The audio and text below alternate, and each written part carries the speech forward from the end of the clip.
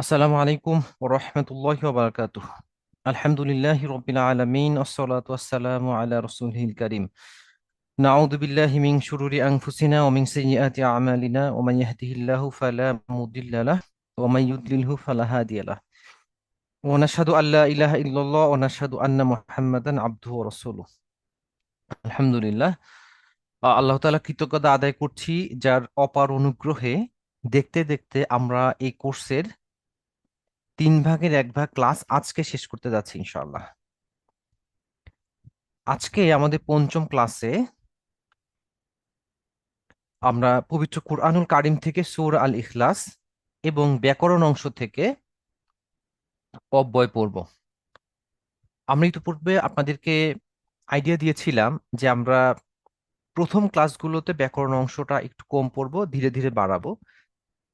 আজকে আমরা গত দিনের চেয়ে একটু বেশি পড়বো ইনশাআল্লাহ। তবে গত দিনের প্র্যাকটিস যদি আপনারা ভালো করে থাকেন, সেক্ষেত্রে ব্যাকরণ অংশটা খুব বেশি কঠিন মনে হবে না ইনশাআল্লাহ। আজকের ক্লাসে শুরুর আগে আমরা সর্বশেষ নেয়া কুইজ 3 এর প্রশ্নোত্তর সংক্ষিপ্তভাবে আলোচনা করে আমরা আবার ক্লাসে ফিরে আসবো ইনশাল্লাহ। আমি আশা করব আমার স্ক্রিন আপনারা স্পষ্ট দেখতে পাচ্ছেন। আমি কুইজ শুরু করছি। আচ্ছা, আমাকে একটা আইডি লিখতেই হবে। আমি প্রথম আইডিটাই দিয়ে সামনে অগ্রসর হচ্ছি। জি। ইন্না অর্থ কি? ইন্না অর্থ কি? আমরা শিখেছিলাম সূরা আসরে ইন্না অর্থ নিশ্চয়। ইন্না অর্থ আহ সূরা আসরে গতদিন আমাদের টপিক ছিল সূরা নাসর। এখানেও আমরা ইন্না পড়েছি। ইন্না অর্থ নিশ্চয়। খুসরিন অর্থ কি? ক্ষমা, খাবার, ক্ষতি। ওকে, আমরা শিখেছিলাম খুসরিন অর্থ ক্ষতি। ওকে। সলিহাত। সলিহাত শব্দের অর্থ অসৎকর্ম, সৎকর্ম, সৎসঙ্গ। আমরা শিখেছিলাম এটা বেশ সময় নিয়ে। সলিহাত শব্দটি বহুবচন, স্ত্রীলিঙ্গ, এবং এটার অর্থ হচ্ছে সৎকর্ম, যেটা সূরা আসরে আমরা পড়েছি। যেহেতু আজকে আমাদের সিলেবাস সূরা আসর থেকে তৃতীয় ক্লাসের কুইজ আলোচনা করা হচ্ছে। তাওয়াসাউ অর্থ কি? তাওয়াসাউ অর্থ আমরা শিখেছিলাম তারা পরস্পরকে উপদেশ দেয়। তাওয়াসাউ, তারা পরস্পরকে উপদেশ দেয়। ওকে। কর্মবাচক সর্বনাম নি অর্থ কি? নি অর্থ আমাকে। আপনাদের নিশ্চয়ই মনে আছে যে হু অর্থ তাকে, কাফ জবর কা অর্থ তোমাকে, এবং নি অর্থ আমাকে। 6, ওয়াও যখন কোনো কথা বা বক্তব্যের শুরুতে আসে তখন কি অর্থ হয়?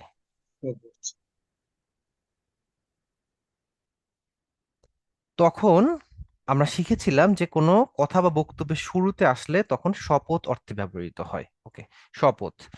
এছাড়াও যদি দুইটি শব্দ বা বাক্যের কাছাকাছি অর্থবোধক দুটি শব্দ বা বাক্যকে একসাথে করার জন্য, সম্বন্ধ করার জন্য আসে, তখন এবং ব্যবহৃত হয়। ওকে, তাহলে আমরা শপথ অর্থটি নিচ্ছি। আল ইনসান দ্বারা কি বোঝানো হয়? একজন একজন করে সকল মানুষ, একসাথে সকল মানুষ, একজন একজন করে সকল জিন। আমরা বেশ সময় নিয়ে আলাপ করেছিলাম। আল ইনসান দ্বারা একজন একজন করে সকল মানুষকে বোঝানো হয়, অর্থাৎ এটা এক বচন। আবার সামষ্টিক ভাবে এটা একজন একজন করে সবাইকেও বোঝানো হয়। ওকে। লাম জবর লা এর অর্থ অবশ্যই, কিন্তু এটা এক আলিফ টেনে লাম আলিফ জবর লা পড়লে তখন কি অর্থ দাঁড়াবে? আমরা শিখেছিলাম, এটাও বেশ সময় নিয়ে আমরা আলোচনা করেছিলাম যে লাম আলিফ জবর লা অর্থ না বা নাই। ওকে। আচ্ছা, সলিহাত শব্দটি কোন লিঙ্গ? এটা আমরা বেশ সময় নিয়ে আলোচনা করেছিলাম। শেষে আলিফ এবং তা থাকলে, আলিফ এবং বড়তা, আলিফ এবং বড়তা থাকলে সেটা স্ত্রীলিঙ্গ এবং বহুবচন। ওকে, তাহলে সলিহাত শব্দটি একটি স্ত্রীলিঙ্গবাচক শব্দ।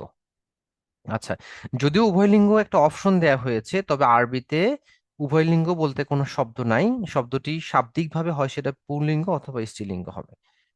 আচ্ছা, সর্বশেষ প্রশ্ন। কর্মবাচক সর্বনাম বা অবজেক্টিভ প্রোনাউন ক্রিয়াপদ ফেল বা ভার্ব এর কোন পাশে বসে? কোন পাশে বসে? আগে, পরে, মাঝে? মাঝে বসার সুযোগ নাই, কারণ কোনো শব্দের মাঝে এমনটি আসে না কখনোই।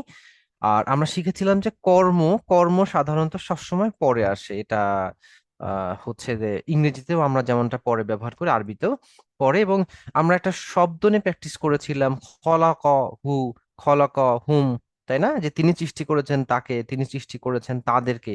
তাহলে অবজেক্ট বা কর্মবাচক প্রোনাউন বা সর্বনাম এটা ক্রিয়াপদের পরে আসছে। জি, আমরা সাবমিট করব। জি, 50-এ 50। আমি আশা করবো আপনারাও এমনটা ভালো করেছেন। আমি কুইজের স্কোর আজকেও চেক করেছি, আপনারা যারা কুইজ দিয়েছেন তারা ম্যাক্সিমামই ভালো করেছেন আলহামদুলিল্লাহ। জি, সম্মানিত ভাই এবং বোনেরা, তাহলে এ পর্যায়ে আমরা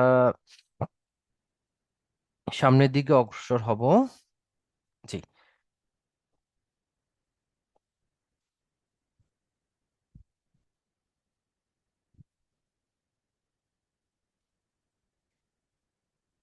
জি, তাহলে তৃতীয় কুইজটা আমরা ক্লোজ করে দিলাম।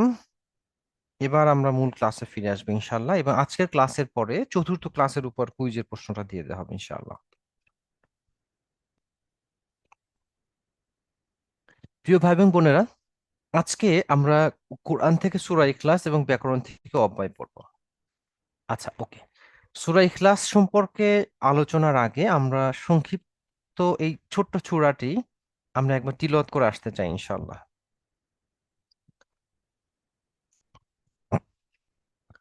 أعوذ بالله من الشيطان الرجيم.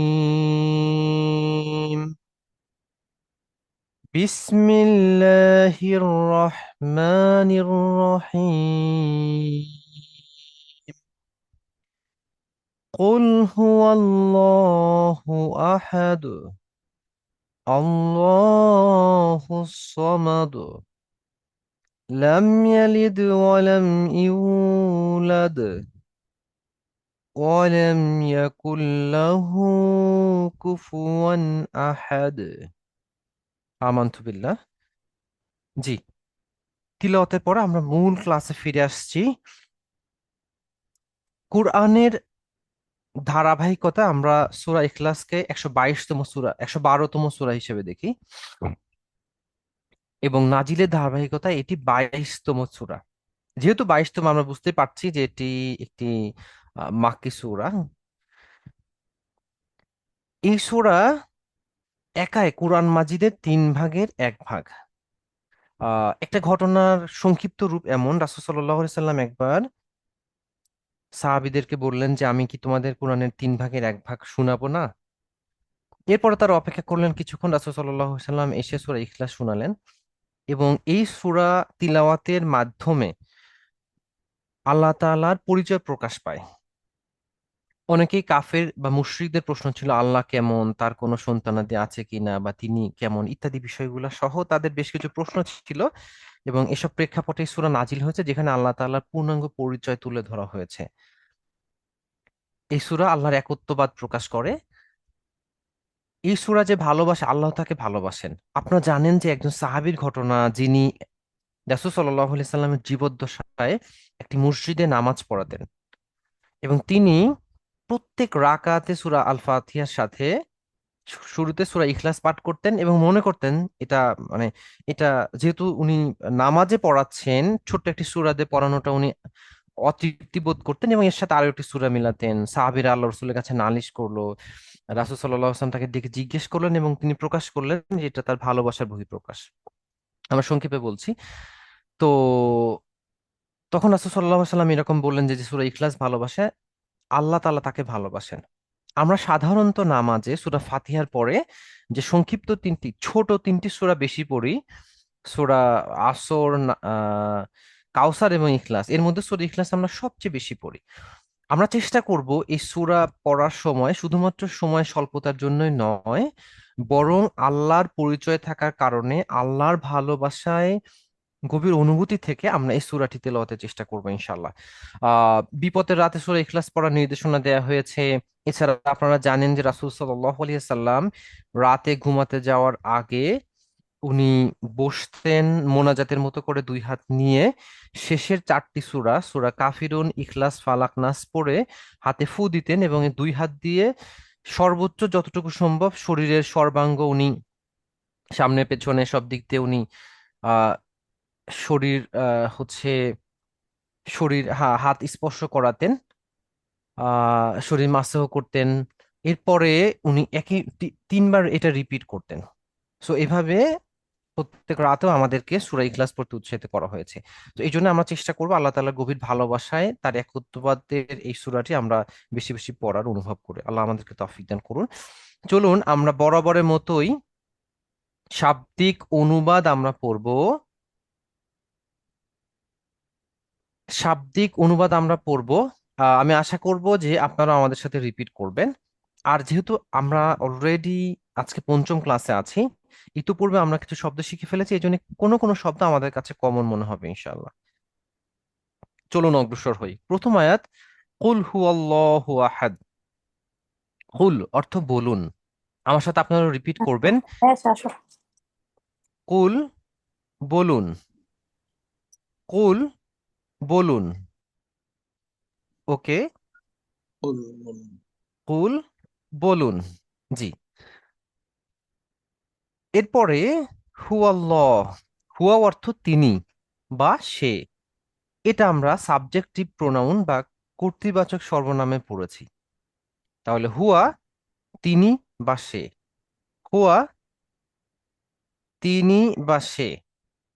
হুয়া তিনি বা সে। আচ্ছা, আমি একটু আপনাদেরকে রিকোয়েস্ট করবো, সাধারণভাবে আপনারা আনমিউট রাখবেন। একান্ত জরুরি হলে, মানে সাধারণভাবে মিউট থাকবেন, জরুরি হলে আনমিউট করে কথা বলবেন। তাহলে আপনাদের সাধারণ ভয়েসটা এখানে আসবে না ইনশাল্লাহ। জি, ধন্যবাদ সবাইকে। তাহলে হুয়া অর্থ তিনি বা সে। হুয়াল্লাহ তিনি আল্লাহ। তাহলে হুয়াল্লাহু তিনি আল্লাহ। হুয়াল্লাহু তিনি আল্লাহ। আহাদ, আহাদ অর্থ এক ও অদ্বিতীয়। আহাদ এক ও অদ্বিতীয়। ওকে। এক ও অদ্বিতীয়। এক ও অদ্বিতীয় আমরা একটু রিপিট করে মুখস্থ করে নিব ইনশাআল্লাহ। আহাদ এক ও অদ্বিতীয়।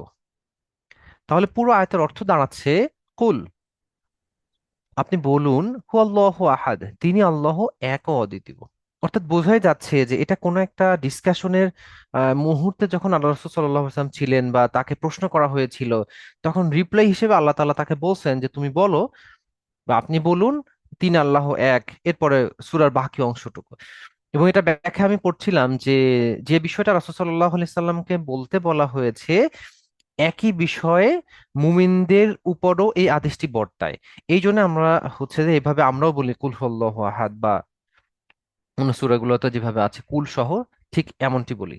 যদিও এটা রাসূল সাল্লাল্লাহু আলাইহি সাল্লামকে বলতে বলা হয়েছে, কিন্তু এটা মুমিন হিসেবে আমাদের উপরও একই আদেশ বর্তায়। জি। তাহলে কুল হুয়াল্লাহু আহাদ বলুন তিনি আল্লাহ এক ও অদ্বিতীয়। আল্লাহু সমাদ, আল্লাহ সমাদ অর্থ স্বয়ং সম্পূর্ণ, কারও মুখাপেক্ষী নন। ওকে। আসমাদ অর্থ স্বয়ং সম্পূর্ণ। আমরা একটু রিপিট করে মুখস্থ করে ফেলবো ইনশাল্লাহ। আসমাদ স্বয়ং সম্পূর্ণ। আসমাদ স্বয়ং সম্পূর্ণ। আসমাদ স্বয়ং সম্পূর্ণ। ওকে। আসমাদ স্বয়ং সম্পূর্ণ। ওকে। আহ আমরা এটা সংক্ষেপে বললে যে তাকে প্রত্যেকের প্রয়োজন। আমাদের প্রত্যেক মানুষ, যত প্রকার সৃষ্টি আছে আমরা সবাই সবাই আল্লাহর উপর নির্ভরশীল, কিন্তু তার কাউকেও প্রয়োজন নাই। ব্যাপারটা এমন যে পৃথিবীতে, আমরা একটা হাদিসের বর্ণনার সারমর্ম যেটা আমরা দেখি যে পৃথিবীতে যত মানুষ আছে, ওকে, তারা সবাই যদি সবচেয়ে খারাপ মানুষের মতো হয়ে যায় এবং অকৃতজ্ঞতা আদায় করে, আল্লাহর বড়ত্বে সামান্য কিছুটা কমবে না। আবার পৃথিবীর সবচেয়ে ভালো মানুষের মতো হয়ে আল্লাহর কৃতজ্ঞতা প্রকাশ করলেও আল্লাহ বড়তে সামান্য কোনো কিছু বাড়বে না। আল্লাহ তাআলা এতটাই মহান, এতটাই স্বয়ংসম্পূর্ণ যে আমাদের এই কৃতজ্ঞতা প্রকাশে বা না প্রকাশে আল্লাহর কিছু যায় আসে না। তবে হ্যাঁ, এটা মূলত আমাদের, আমরা যদি আল্লাহর কৃতজ্ঞতা প্রকাশ করি এই লাভটা মূলত আমাদের। ওকে। এটা কোরআনে অনেক জায়গায়, আমি আবার নোট করছিলাম সে সংখ্যাটা 10 বারের বেশি যেখানে বলা হয়েছে যে কেউ যদি কোনো ভালো কাজ করে এইটা তার নিজের জন্য। যেমন আমি যদি আপনাদেরকে সূরা লুকমান থেকে ঘুরে নিয়ে আসি, সূরা লুকমান থেকে, এইটা মাঝের দিকে হবে, আমাকে একটু সময় দিবেন।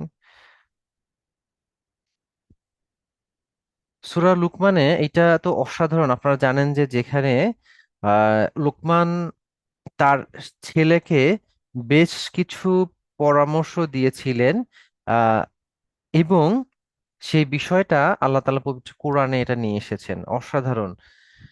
দেখেন এখানে বলা হচ্ছে, কয় নম্বর আয়াত এটা? 12 নম্বর আয়াত, রাইট।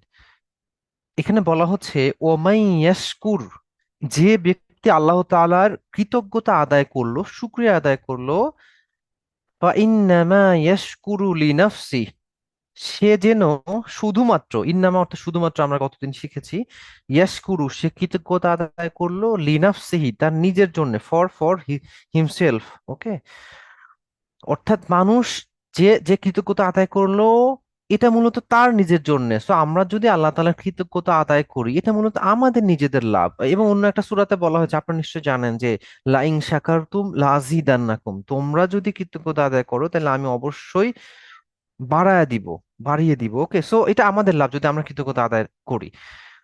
কিন্তু এটা আল্লাহ তাআলা সম্পূর্ণ আমাদের থেকে অমুখাপেক্ষী।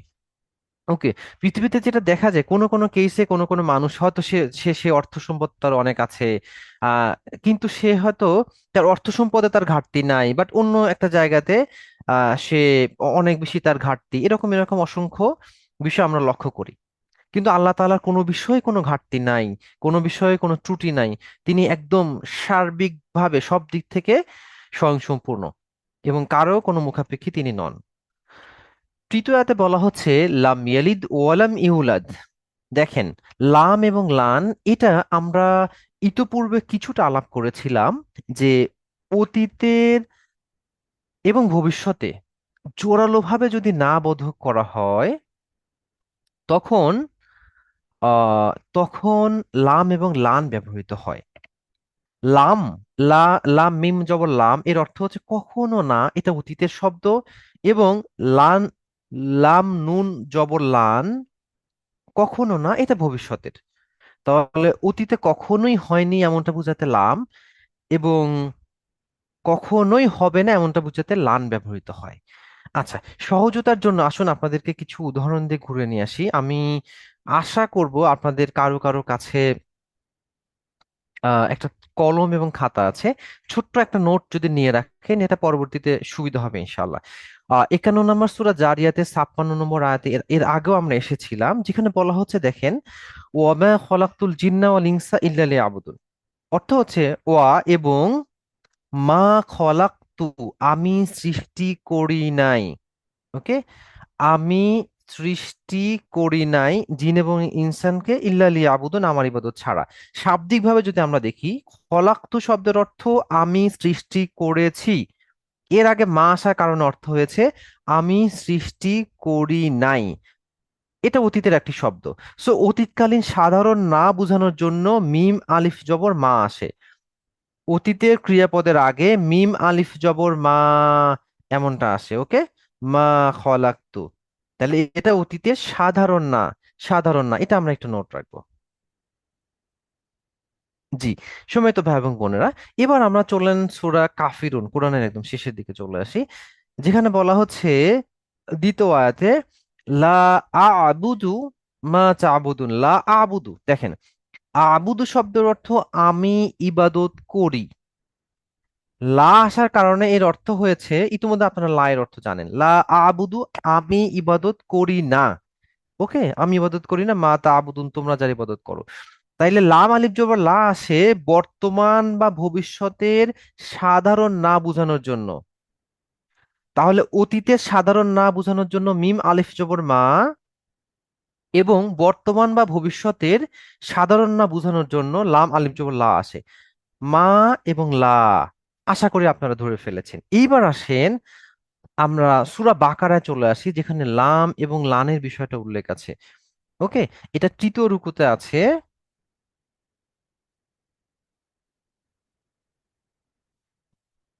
জি, দেখেন, আল্লাহ তাআলা বললেন যে ও ইন কুনতুম, আর যদি তোমরা হও ফি রয়বিম কোন সন্দেহে, মিম্মা নাজ্জালনা, এই বিষয়ে যা আমি নাজিল করেছি আলা আবদিনা, আমার বান্দার উপর। তাহলে আমার বান্দার উপর যা নাজিল করেছে এই বিষয়ে তোমার যদি সন্দেহ থাকে, ফা, অতঃপর তাইলে তুমি যেটা করো, উ তু বিনাফসি, আমি একসাথে পড়ি, এটা আপনার জন্য সুবিধা হবে। ফা তু বিসূরাতিম মিন মিসলি, তাইলে তুমি এরকম সূরা বানায় নিয়ে আসো। ওয়াদউ শুহাদাআকুম, এবং তুমি তোমাদের সাক্ষীদের, সহযোগীদের ডাকো, মিন দুনিল্লাহ, বা সাক্ষীদের ডাকো, মিন দুনিল্লাহ, আল্লাহ ছাড়া। তুমি বানাও আর সাক্ষীদের ডাকো, এই দেখো আমি সূরা বানাইছি। ইন কুনতুম সাদিকিন, যদি তোমরা সত্যবাদী হও। মজার বিষয়, এটা আপনাদের শেয়ার করি, দেখেন তারা তো চেষ্টা ত্রুটি করে নাই। কাফেররা একবার এই চ্যালেঞ্জ, আল্লাহর চ্যালেঞ্জটা নিল, তাদের একদম বড় বড় কবিদেরকে নিয়ে তারা বেশ সময় দিল যে তোমরা বানাও কোরআনের মতো এরকম সূরা বানাও। তো অনেক কষ্টে তারা 3টা বাক্য বানালো। ব্যাপারটা এরকম ছিল, আপনার শুনলে আপনারও হাসি আসবে। তাদের বাক্যটা ছিল এরকম, ঠিক একটা কপি কেমন, আল করিয়া, মাল করিয়া, ওমা আদরাকা মাল করিয়া, এটা হচ্ছে সূরা 101 নম্বর সূরা করিয়ার প্রথম 3টা আয়াত। সো তারা 3টা বাক্য বানালে এরকম, আলফিল, মালফিল, ওমা আদরাকা মালফিল। আপনারা জানেন যে ফিল অর্থ হাতি। তো তারা এই 3টা বাক্য বানাইলো যে আলফিল, হাতি, মালফিল, হাতি কি, ওমা আদরাকা মালফিল, তোমরা কে কে জানাবে যে হাতি কি। সো তারা সূরা কোরিয়ার এটাই জাস্ট রিপিট করলো, এই কোরিয়া শব্দটা বাদ দিয়ে ফিল শব্দটা, কিন্তু এর পরে তারা আর কিছুই বানাইতে পারলো না।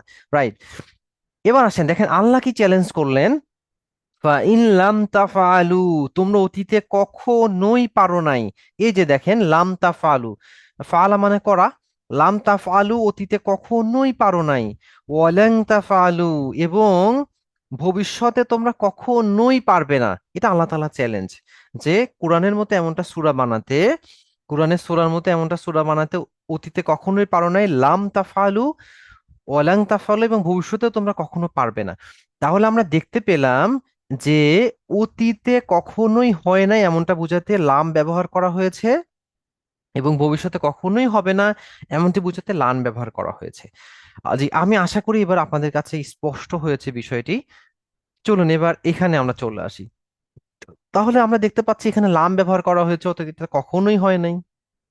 ওকে, আচ্ছা, এবার আসেন ইয়ালিদ শব্দের শাব্দিক অর্থ জন্ম দেয়া, বিগেট। ওকে, জন্ম দেয়া, জন্ম দেয়া। তাহলে লাম ইয়ালিদ অর্থ হচ্ছে তিনি কাউকে জন্ম দেন নাই। ওকে, তিনি কাউকে জন্ম দেন নাই, লাম ইয়ালিদ, তিনি কাউকে জন্ম দেন নাই। ওয়া, এবং লাম না ইউলাদ, দেখেন ইয়ালিদ এবং ইউলাদ শব্দটার মধ্যে ছোট্ট একটু পার্থক্য রয়েছে। ইয়ালিদ শব্দের শাব্দিক অর্থ জন্ম দিয়েছে, রাইট, জন্ম দিয়েছে, কর্তৃবাচক শব্দ বা অ্যাক্টিভ ভয়েস। আর ইউলাদ শব্দটার অর্থ জন্ম দেয়া হয়েছে, জন্ম দেয়া হয়েছে, এটা প্যাসিভ ভয়েসের শব্দ, জন্ম দেয়া হয়েছে। এখন লাম আসার কারণে জাস্ট উভয় শব্দই একদম অতীতে কখনই হয়নি এমনটি হয়েছে। তাহলে লাম ইয়ালিদ যেমন অর্থ দাঁড়াচ্ছে এখানে তিনি কাউকে জন্ম দেন নাই, ওয়ালাম ইউলাদ অর্থ হচ্ছে এবং লাম ইউলাদ তাকেও জন্ম দেয়া হয় নাই। ওকে, তাকেও জন্ম দেয়া হয় নাই, আমরা অনুবাদের সুবিধার জন্য এমনটা করি যে তাকে আর না তাকে জন্ম দেয়া হয়েছে। ওকে, আর না তাকে জন্ম দেয়া হয়েছে। তাহলে লাম ইয়ালিদ অর্থ হচ্ছে তিনি কাউকে জন্ম দেন নাই, আর ওয়া এবং লাম ইউলাদ তাকেও জন্ম দেয়া হয় নাই, বা তাকেও না জন্ম দেয়া হয়েছে। আমরা আশা করি বিষয়টা বুঝতে পেরেছি। একটা অ্যাক্টিভ ভয়েস যে তিনি জন্ম দেন নাই, আর একটা হচ্ছে প্যাসিভ ভয়েস লাম ইউলাদ তাকেও জন্ম দেয়া হয়নি। ওকে, আহ আমরা এই জন্ম সংশ্লিষ্ট কয়েকটি শব্দ একটু পড়বো, এটা যদিও আমাদের সিলেবাসের এই 130টি শব্দের বাইরে, জাস্ট জানার জন্য এই শব্দগুলো আপনারা অনেক ক্ষেত্রে দেখেছেন। আরবিতে মজার বিষয়টা হচ্ছে একটা শব্দ একটু ঘুরে ফিরে ভিন্ন ভিন্ন ফর্মে নতুন নতুন অর্থ দেয়, খুব ইন্টারেস্টিং। ওয়ালিদুন অর্থ হচ্ছে পিতা, ওয়ালিদুন অর্থ হচ্ছে পিতা। ওকে, এর সাথে যদি আপনি ছোট্ট একটা গোলতা যুক্ত করে দেন, ভেরি ইন্টারেস্টিং, দেখেন ছোট্ট একটি গোলতা যুক্ত করে দেন, তাহলে এটা স্ত্রীলিঙ্গবাচক হয়ে যাবে। ওয়ালিদাতুন অর্থ মাতা। ওয়ালিদাতুন অর্থ মাতা। তাহলে ওয়ালিদুন পিতা, ওয়ালিদাতুন মাতা। এরপরে দেখেন ওয়ালিদাইন অর্থাৎ পিতা মাতা দুইজন একসাথে, আমরা খুব প্যারেন্টস যেটা ইউজ করি, হ্যাঁ প্যারেন্টস, আপনারা এখানে ম্যাক্সিমাম আছেন প্যারেন্টস। ওয়ালিদাইন অর্থ পিতা মাতা। এবার আওলাদ অর্থ বংশধর। ওকে, অনেক কোন কোন মানুষের নামও আছে আওলাদ। ওকে, আওলাদ অর্থ বংশধর। ওয়ালাদাহ, ওয়ালাদাহ শব্দের অর্থ জন্ম দেয়া। আর মিলাদ শব্দের অর্থ জন্মস্থান বা জন্মের সময়। মিলাদ অর্থ জন্মস্থান বা জন্মের সময়। ওকে। প্রসঙ্গক্রমে আপনারা জানেন যে এটা আমরা ছোটবেলায় দেখে আসছি যে গ্রামে অনেক জায়গাতেই মিলাদ পড়া হয়, এখনো বাংলাদেশের কিছু কিছু জায়গাতে এটা পড়া হয় যে তারা ইয়া নবী সালামু আলাইকা, ইয়া রাসূল সালামু আলাইকা একদম সুরে সামষ্টিক ভাবে এটা পড়েন। কোনো কোনো জায়গাতে তারা দাঁড়ায় যান এই চিন্তায় যে রাসূল তাদের কাছে সশরীরে এসেছেন। কোথাও চেয়ার ফাঁকা রাখা হয় যে আল্লাহ রসুল এসেছেন এবং এখানে বসেছেন, একটা এরকম একটা থিঙ্কিং চিন্তা করা হয়। তো আমরা সাহাবী রাদিয়াল্লাহু আনহুম তার পরবর্তীতে তাবেই তাবে তাবেই সালাফদের মাঝে এভাবে দরুদ পড়াটা দেখি না। ইটসেলফ রাসূল সাল্লাল্লাহু আলাইহি সাল্লামের উপর দরুদ পড়া অত্যন্ত মর্যাদা একটা কাজ। তবে সেটা আমরা তার যে দেখানো দরুদগুলা রয়েছে সেগুলা পড়বো, মনে মনে পড়বো। ইভেন সামষ্টিকভাবে পড়তে পারি, কিন্তু এই যে অতিমাত্রা বাড়াবাড়ি করা, চেয়ার ফাঁকা রাখা, দাঁড়া যাওয়া বা সুরেলা কণ্ঠেই পড়তে হবে এই চিন্তাধারা লালন করা, এই ধরনের মিলাদের বিষয় থেকে আমরা সচেষ্ট থাকার চেষ্টা করবো ইনশাল্লাহ। জি, আমরা এই সংশ্লিষ্ট আর কোনো ডিবেটে যাব না, তবে আমি আহ, আশা করবো যে আপনারা এই বিষয়ে সচেতন আছেন। আমরা রাসূল সাল্লাল্লাহু আলাইহি সাল্লামের দেখানো পদ্ধতিগুলাতেই ইবাদত গুলা করার চেষ্টা করবো ইনশাল্লাহ, তাকে স্মরণ করার চেষ্টা করবো ইনশাল্লাহ। জি, আসুন আমরা সর্বশেষ আয়াতে চলে আসি। ওয়ালাম ইয়াকুল্লাহু কুফুয়ান আহাদ। ওয়ালাম ইয়াকুন তিনটি শব্দ দেখেন। ওয়া অর্থ এবং, লাম অর্থ না, আর ইয়াকুন অর্থ হওয়া। তাহলে পুরো অর্থ দাঁড়াচ্ছে ওয়ালাম ইয়াকুন, আর কেউ হয়নি। ওকে, কেউ হয়নি, ওয়ালাম ইয়াকুন আর কেউ হয়নি। আমরা সবাই একটু পড়ে ফেলি। ওয়ালাম ইয়াকুন কেউ হয়নি, দেখেন এখানে ওয়া অর্থ এবং, লাম অর্থ না, ইয়াকুন অর্থ হওয়া। তাহলে ওয়ালাম ইয়াকুন আর কেউ হয়নি, লাহু তার পর্যন্ত বা তার জন্য। দেখেন লাম জবর লা, হা পেশ হু, এখানে দুইটি শব্দ, লা অর্থ জন্য, হু অর্থ তার। তাহলে তার জন্য কুফুওয়ান, কুফুওয়ান অর্থ সমতুল্য। কুফুওয়ান সমতুল্য, কুফুওয়ান সমতুল্য বা সমমান। ওকে, আমরা একটু সবাই মুখস্থ করে ফেলি নতুন একটি শব্দ, কুফুওয়ান সমতুল্য বা সমমান, কুফুওয়ান সমতুল্য। প্রসঙ্গক্রমে এই শব্দটা আমরা অনেক ক্ষেত্রে বিয়ের সময় ব্যবহার করি যে ছেলে মেয়ে দুই পক্ষ কুফু হয়েছে কিনা। আমি এখানে ছোট্ট দু একটি কথা না বললেই নয়, যেহেতু এটা আমাদের খুব প্রচলিত শব্দ। আমার ছোট্ট জ্ঞানে যতদূর ধারণা, মাফ করবেন, আলহামদুলিল্লাহ বিয়ে সংশ্লিষ্ট, বিয়ে পরিবার ইত্যাদি নিয়ে আমার 10টার বেশি বই পড়া হয়েছে আলহামদুলিল্লাহ। এর মানে এই না আমি অনেক বেশি জেনে গেছি, মাফ করবেন, আমি জাস্ট বলার জন্য বললাম। আমি মানে বেটার ফিল করে এই সংশ্লিষ্ট বিষয়গুলো বেশি বেশি জানা। যাই হোক, তো কুফুয়ান শব্দটা, কুফু শব্দটা আমি ব্যবহার করলেও যে বিয়ের সময় কুফু হওয়া দরকার, আসলে কুফুটা আমাদের মূলত ইমানের কুফুটা জরুরি। ইমানের কুফু, তাকওয়ার কুফু ইত্যাদি বিষয়গুলা বেশি জরুরি। আমরা অনেক ক্ষেত্রে পার্থিব কুফুগুলা দেখতে চাই যে তার বাবা সচিব, তাইলে তাকেও এখন সচিব হইতে হবে কিনা, বা সে বুয়েটে মেডিকেলে পড়েছে, সে এখন তাইলে পাবলিক ন্যাশনাল ইউনিভার্সিটি একজনকে কেমনে বিয়ে করে, বা ইত্যাদি ইত্যাদি। আমরা বিভিন্ন বিষয়ে কুফু করতে গিয়ে ইমানের কুফুটা এখানে খুব বেশি অনেক ক্ষেত্রে আহ অনেক ক্ষেত্রে এটা ব্যাহত হয়ে যায়। অথচ রাসূল সাল্লাল্লাহু আলাইহি সাল্লাম বলছেন, এরকম একটা হাদিসে পাওয়া যায় যে কয়েকটা বিষয় দেখে মেয়েদেরকে বিয়ে করা হয়। তাদের সৌন্দর্য, এরপরে তাদের বংশমর্যাদা, তাদের সম্পদ, তাদের দিনদারিতা। তবে তোমরা দিনদারিতাকে আহ বেশি গুরুত্ব দাও, নতুবা তোমরা ধ্বংস হবে, বা কাছাকাছি এরকম ধ্বংস হওয়া বা এরকমই একটা শব্দ ব্যবহার করা হয়েছে। এই জন্য আমরা চেষ্টা করব এই ধরনের কুফুর ক্ষেত্রে ইমানের কুফুটা হচ্ছে কিনা সেটা দেখব। একটা ঘটনা না বললে না, দেখেন আহ কুফুর উদাহরণ ওমর রাদিয়াল্লাহু আনহু হয়তো আমাদের চেয়ে অনেক ভালো বুঝতেন। তিনি যখন ইসলামের দ্বিতীয় খলিফা এবং অলমোস্ট অর্ধ বিশ্ব ওনার রাজত্বের অধীনে, সে সময়ে উনি পাহারা দেওয়ার সময় রাত্রে ছদ্মবেশে প্রজাদের অবস্থা দেখার সময় উনি দেখলেন যে দুধ মেশাচ্ছে মা, দুধ মেশায়, দুধে পানি মেশাতে চাচ্ছে, মেয়ে দিচ্ছে না।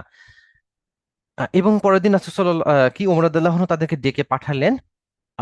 এরপরে ওমর রাদিয়াল্লাহু আনহু এই যে মেয়ে যে তার মাকে দুধে পানি মেশাতে দিল না এবং বলল যে হচ্ছে যে আল্লাহ তো দেখে ফেলবেন, ওকে।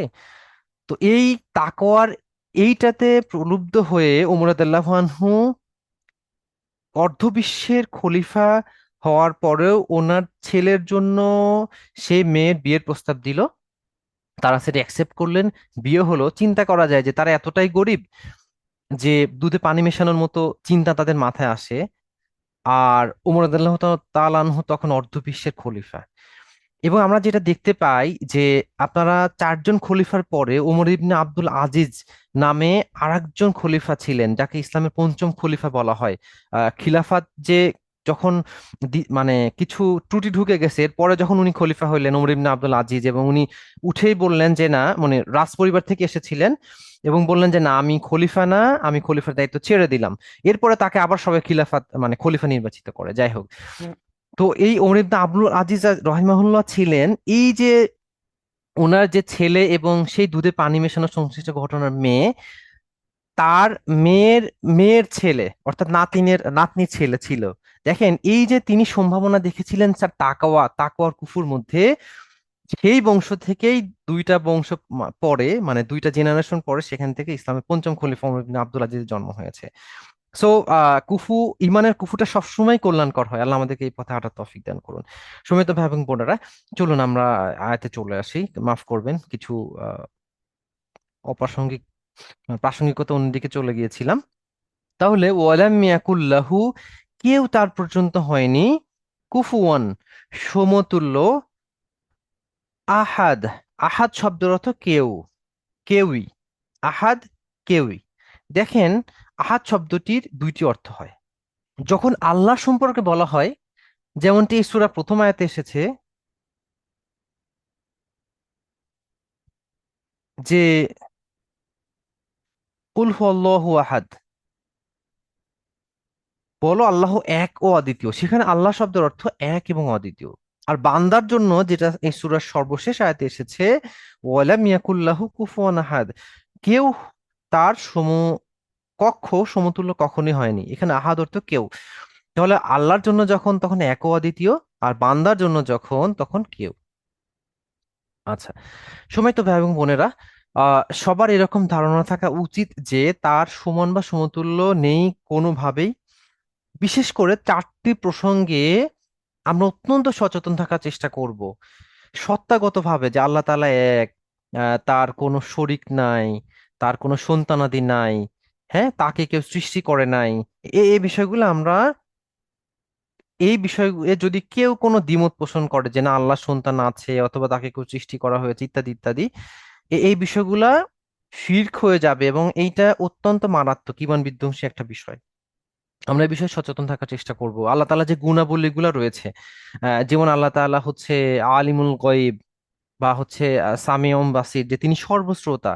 এই যে সর্বশ্রোতার গুণাবলীটা, এটা আল্লাহ তাআলারই রয়েছে। কেউ যদি কখনো মনে করে যে অমুক আলিম অথবা অমুক পীর অথবা ইভেন অমুক নবী সর্বশ্রোতা ছিলেন, তাইলেও আসলে আল্লাহর সাথে শরিক হয়ে যাবে। আল্লাহর যে অধিকার, যেমন ইবাদত পাওয়ার অধিকার একমাত্র আল্লাহর, একমাত্র আল্লাহর। এইটা কেউ যদি কোনোভাবে ইবাদত পাওয়ার ক্ষেত্রে অন্য কাউকে আল্লাহ সংশ্লিষ্ট মনে করে, এটা শিরক হয়ে যাবে। আল্লাহ যে ক্ষমতা রয়েছে, হচ্ছে যেমন আল্লাহ তাআলা সবকিছু করতে পারেন একদম ত্রুটিহীন ভাবে। আহ কেউ কেউ যদি আমরা চিন্তা করি, বা আলিমুল গয়ব, আল্লাহ তাআলা অদৃশ্য বিষয় সম্পর্কে জানেন, এটা আল্লাহ তাআলার একটা ক্ষমতা।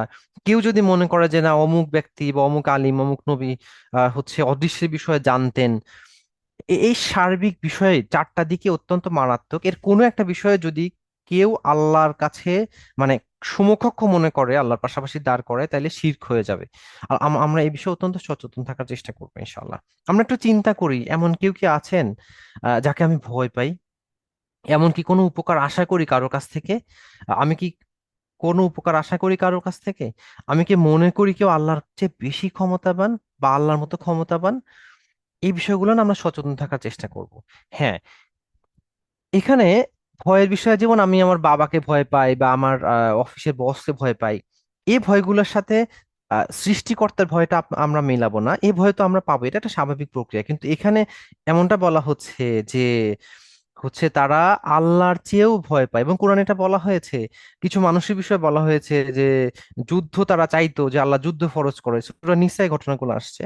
আল্লাহ যখন যুদ্ধ ফরজ করে দেয়া হলো, ফরজ করে দিলেন, তখন তারা এমন তাদের প্রতিক্রিয়া পেশ করলো যে তারা আল্লাহর চেয়ে মানুষকে বেশি ভয় পায়, আল্লাহর চেয়ে মানুষকে বেশি ভয় পায়। ওকে।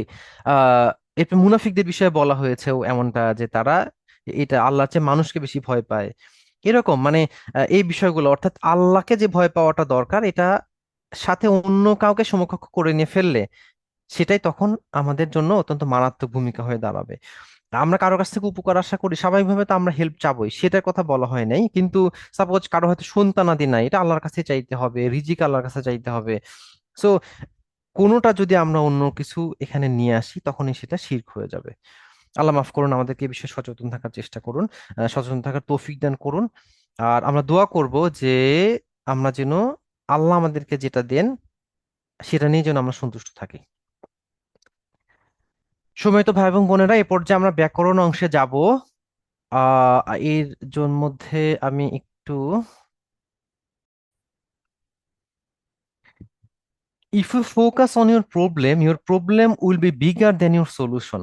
দেখেন, আমরা যদি এই যে কোরআন শেখার এই প্রক্রিয়া, আমরা যদি আমাদের প্রবলেমে ফোকাস করি, যে আমি তো কখনো লিখি নাই, একদমই লিখতে পারি না, আমি তো আরবি স্পষ্ট শুদ্ধ উচ্চারণে মাখরাজ ভুল হয় ইত্যাদি, আমার অনেক ঘাটতি আছে, আমি তো দুনিয়ার মানে অফিস আদালতের কাজে প্রচুর ব্যস্ত, আমার এতগুলা সন্তান, তাদেরকে সময় দিতে হয়, ইত্যাদি ইত্যাদি ইত্যাদি লিস্ট করতে গেলে প্রবলেমে যদি আমরা ফোকাস করি, তাহলে আমার প্রবলেমটা বড় হবে, আমার এই কোরআন শেখার এই সমাধান আমরা আসাটা দুরূহ ব্যাপার হয়ে দাঁড়াবে।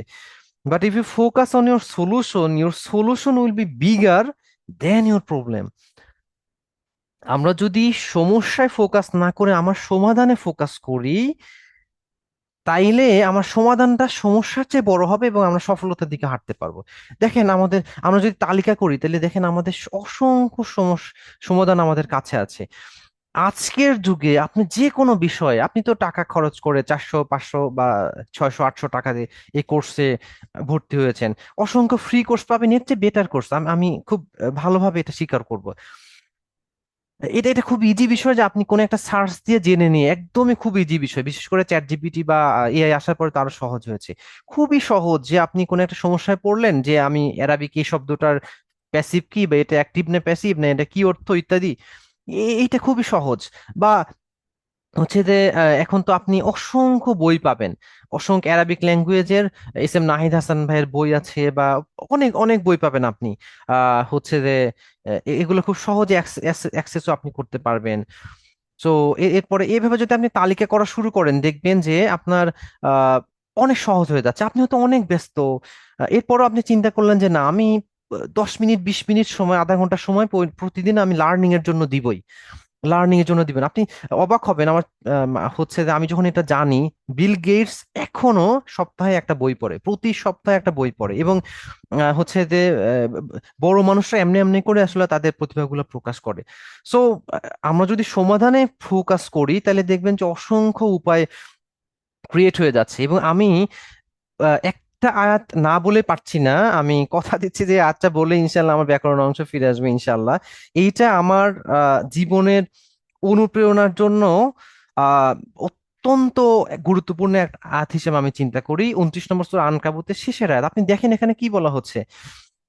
আল্লাহ বলছেন যে ওয়াল্লাযীনা জাহাদু ফিনা, ওয়া আর বা এবং আল্লাযীনা যারা জাহাদু প্রচেষ্টা চালায় ফিনা আমার জন্য, বা মানে আমাকে পাওয়ার জন্য, আল্লাহ বলছেন যে লানাহদিয়ান্নাহুম লানাহদিয়ান্নাহুম। দেখেন এখানে লাম জবর লা অর্থ অবশ্যই, আর শেষে নুনে তাসদিদ অর্থ হচ্ছে অবশ্যই। আল্লাহ বলছেন যে আমি অবশ্যই অবশ্যই তাদেরকে পথ দেখাবো। সুবুলানা, দেখেন এটা হচ্ছে যে একটু দেখেন, এটা হচ্ছে যে আমি মুখে বলে গেলেও পারতাম, কিন্তু আমি চাচ্ছি যে একটু লিখতে। দেখেন, এই শব্দটা আপনাদের পরিচিত। আহ সাবিলুন। ওকে,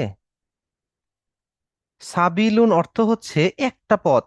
সাবিলুন অর্থ একটা পথ। এইটারই বহুবচন হচ্ছে সুবুলুন।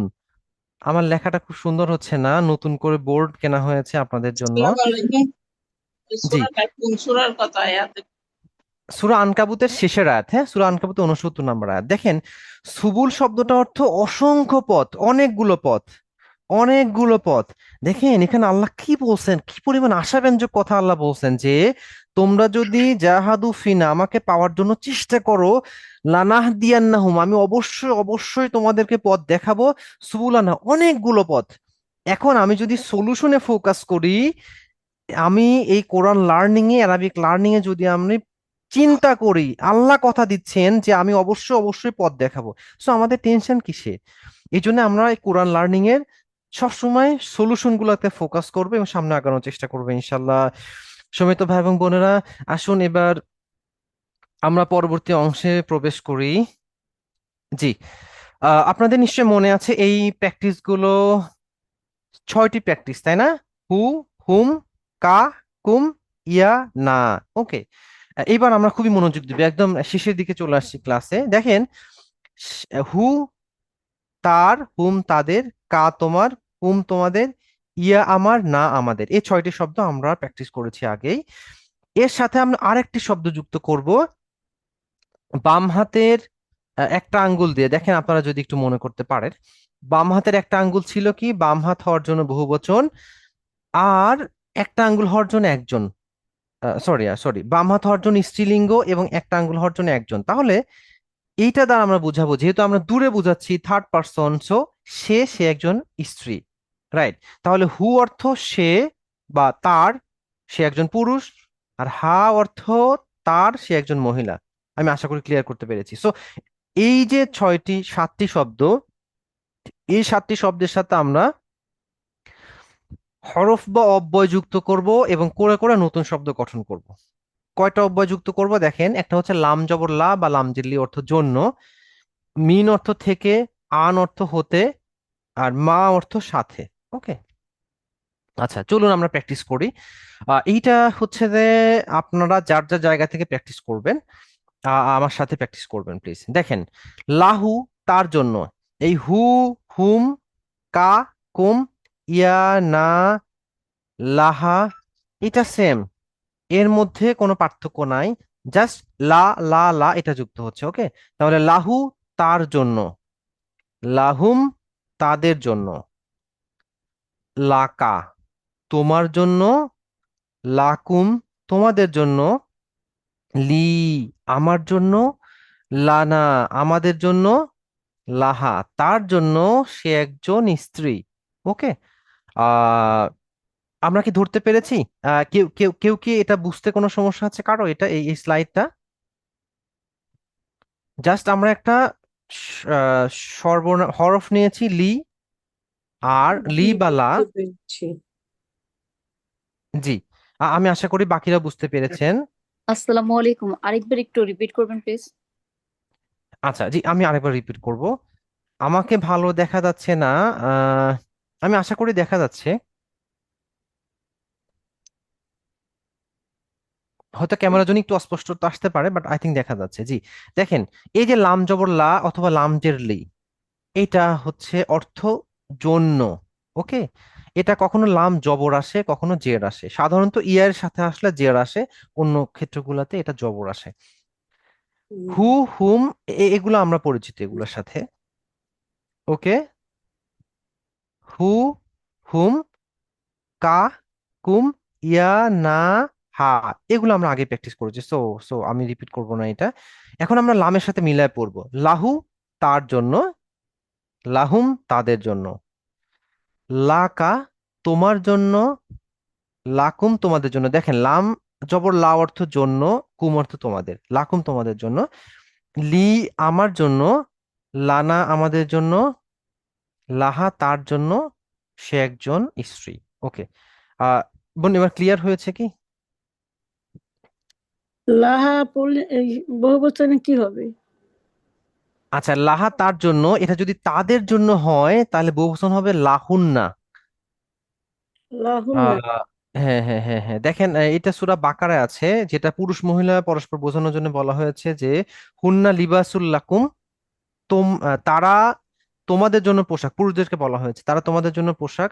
ও আংতুম লিবাসুল লাহুন্না, লাহুন্না তোমরা তাদের জন্য পোশাক। ওকে, সো আমরা সহজতার জন্য রিপিটেড অংশগুলো নিয়ে আসছি, সাতটা, বাট এর বাইরে আরো সাতটা আছে, রাইট? দেন আমরা মনে হয় নেক্সটে যেতে পারি। তবে একটা প্রসঙ্গ আপনাদের বলে রাখি, দেখেন আমরা লাম জবর লা অবশ্যই পড়েছিলাম, আর এখানে আমরা পড়ছি লাম জবর লা অর্থের জন্য। যদি লাম জবর লা কোনো এসএম বা বিশেষ্যের সাথে আসে, ওকে, এসএম বা বিশেষ্যের সাথে আসে, তাইলে তখন আমরা অবশ্যই অর্থটা নিব, বা ক্রিয়াপদের সাথে আসলে নিব, বাট এছাড়া আমরা জন্য পড়বো। ওকে, লাম জবর লা এর ক্ষেত্রে। আর আর লি যেখানে আসবে সেখানে জন্য। আসুন আমরা সামনে অগ্রসর হই। মিন অর্থ থেকে, মিন অর্থ থেকে সেম প্র্যাকটিস, মিনহু তার থেকে। আমার সাথে আপনারা রিপিট করবেন যার যার জায়গা থেকে। মিনহু তার থেকে, মিনহুম তাদের থেকে, মিনকা তোমার থেকে, মিনকুম তোমাদের থেকে, মিন্নি আমার থেকে,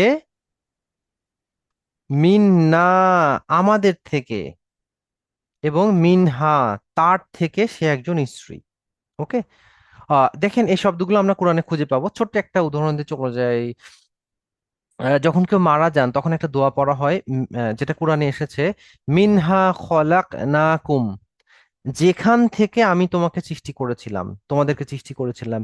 মিনহা তার থেকে, এটা কেন এটা এসেছে? আল্লাহ আমাদেরকে কোথা থেকে সৃষ্টি করেছেন? আর্দ বা জমিন থেকে। ওকে, এই জমিন শব্দটা হচ্ছে একটা স্ত্রীলিঙ্গবাচক শব্দ, আর্দুন শব্দটা একটা স্ত্রীলিঙ্গবাচক শব্দ, এই জন্যে তার থেকে বোঝানোর জন্য মিনহা ব্যবহার করা হয়েছে, যে তার থেকে। ওকে, তার থেকে, এখানে হাটা স্ত্রীলিঙ্গ, হা দ্বারা কাকে বোঝানো হচ্ছে? জমিনকে, জমিন একটা স্ত্রীলিঙ্গবাচক শব্দ, রাইট? এই জন্য মিনহা তার থেকে। সো আমি আশা করি আপনারা এটা জাস্ট প্র্যাকটিস করলে আয়ত্ত নিয়ে আসতে পারবেন ইনশাল্লাহ। আমি সামনে যাচ্ছি। আন অর্থ থেকে, হতে। থেকে এবং হতে অলমোস্ট সেম, তবে ছোট্ট একটু পার্থক্য আছে। যেমন ধরেন আমি সাপোজ আজকে আমি টুপিটা দিতে পারি নাই এই মাইক্রোফোনটা দেওয়ার জন্য। তো এই যে আমি টুপিটা একজনের কাছ থেকে আরেকজনের কাছে নিলাম, রাইট? এক্ষেত্রে আমরা মিন ব্যবহার করব, মিন। আর আপনি আমার কাছ থেকে শুনছেন, একজন হতে আরেকজন শুনছেন, এটার জন্য আমরা আন ব্যবহার করব, রাইট? যেমন হাদিসগুলোতে আমরা ব্যবহার করি আন আবি হুরায়রা বা আন আয়েশা রাদিয়াল্লাহু আনহা, এভাবে। সো আন অর্থ হতে, হতে থেকে, এটা খুব কাছাকাছি, রাইট? এটা কখনো কখনো সাথে অর্থ ব্যবহৃত হয়, তবে হতে এটাই বেশি ব্যবহৃত, আমরা এটাই পড়বো। তাহলে একইভাবে এই সাতটি শব্দের সাথে আমরা প্র্যাকটিস করব। আমার সাথে আপনারা করবেন। আনহু তার হতে, আনহুম তাদের হতে, আনকা তোমার হতে, আনকুম তোমাদের হতে, আন্নি আমার হতে, আন্না আমাদের হতে, আনহা তার হতে সে একজন স্ত্রী। ওকে, সেম বিষয়, শুধু প্র্যাকটিসের দায়িত্ব আপনাদের। এরপরে মা, মা অর্থ সাথে।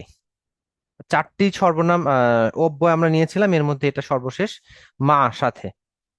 তাহলে মাহু তার সাথে, সে কে? সে একজন পুরুষ। ওকে, মাহু তার সাথে, মা হুম তাদের সাথে, মা কা তোমার সাথে, মা কুম তোমাদের সাথে, মাইয়া আমার সাথে, মা না আমাদের সাথে, মাহা তার সাথে সে একজন স্ত্রী। দেখেন এই শব্দগুলো খুবই খুবই সিমিলার, জাস্ট একটা হরফ নেওয়া হচ্ছে, সাতটা সর্বনামের সাথে মিলিয়ে অর্থ করা হচ্ছে। ওকে, আচ্ছা, তো আমরা এখানে আর খুব বেশি উদাহরণে যাচ্ছি না।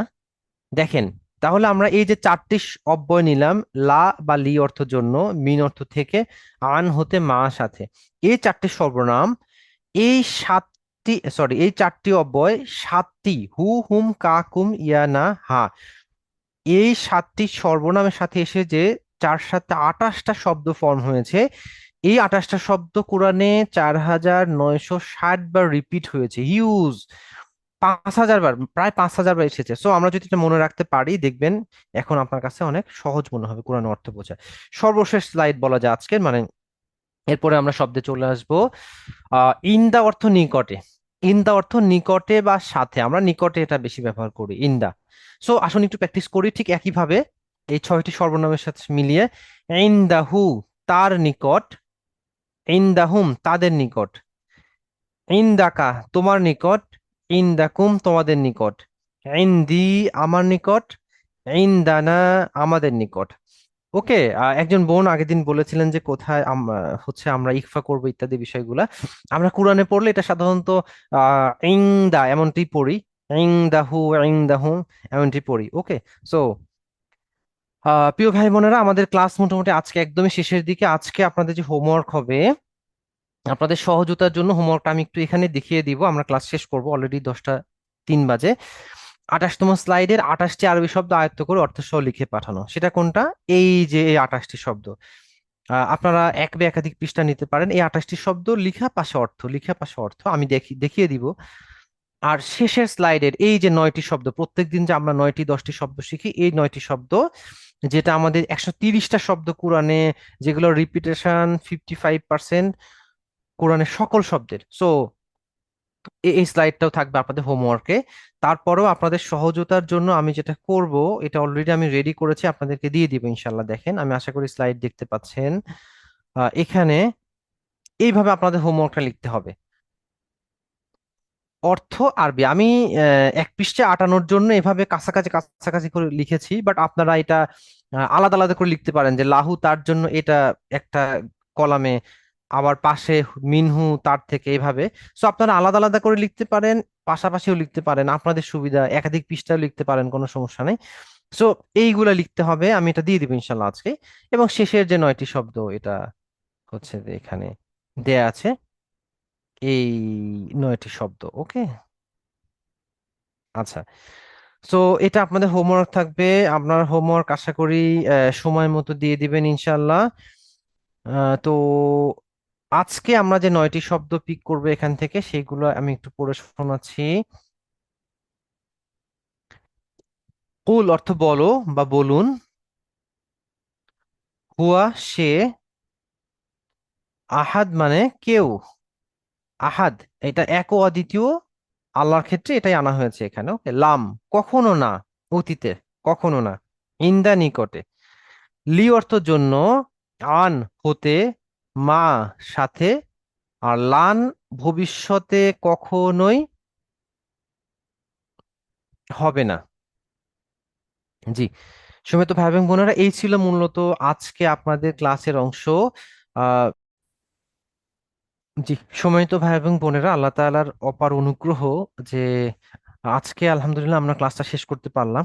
আজকে বেশ আবহাওয়া সারা দেশের বেশ কিছু জায়গাতে খারাপ ছিল, আমাদের এখানেও অনেকক্ষণ বিদ্যুৎ ছিল না। তো আল্লাহর রহমতে ক্লাস চলাকালীন কোনো সমস্যা এখন পর্যন্ত আল্লাহর রহমতে হয়নি।